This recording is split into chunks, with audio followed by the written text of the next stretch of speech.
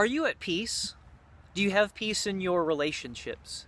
Do you have peace in your life despite the troubling and negative things happening around you? Do you have peace with God? If you struggle to find peace, know that you're not alone, but also know you can find it if you know where to look.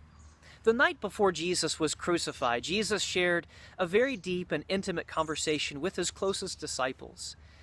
He was going to leave them for a while, and they didn't understand that, but they needed comfort and they needed reassurance that it was going to be okay. I want to share part of that conversation with you today from John 14, verses 1 through 6.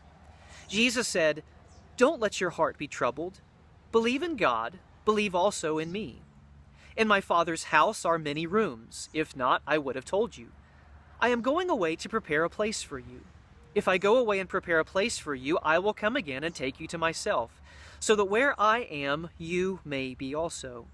You know the way to where I am going."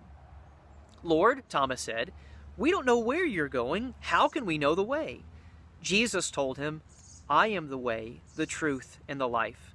No one comes to the Father except through me." In this text, Jesus gives us 3 keys to finding peace when we are faced with uncertain futures. Number 1, trust Jesus.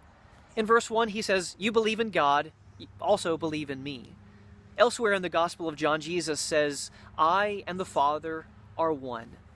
The more we trust that Jesus is who he said that he is, the more our fears and our uncertainties will fade into the background, because we will focus on who he is and know that he is in control. Number 2, he tells us, focus on eternity.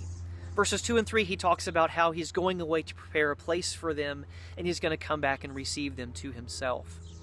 Sometimes eternity in heaven seems so distant, so far away, but to Jesus, eternity was just as real as the dirt under our shoes. For us to find peace, sometimes we need to zoom out on life and see eternity as Jesus saw it. And the greatest hope and joy we have to look forward to is that we will be where Jesus is. And number 3, he tells us, follow the way. When Thomas says, "Lord, we don't even know where you're going. How do we know the way?" Jesus says, "You do know the way. I am the way." Today, I want to invite you to follow the way. Jesus is the way to peace. Sometimes we look for peace in the wrong places, in our hobbies or recreation or relationships, solitude, religious ritual. Not that those things can't help or that they're wrong, but there's only one path to peace, and that is Jesus. Let us help you find that way to peace. If we can study the Bible with you, message or call us, we'd love to start a conversation with you about this way. May God bless you today with health and faith and peace.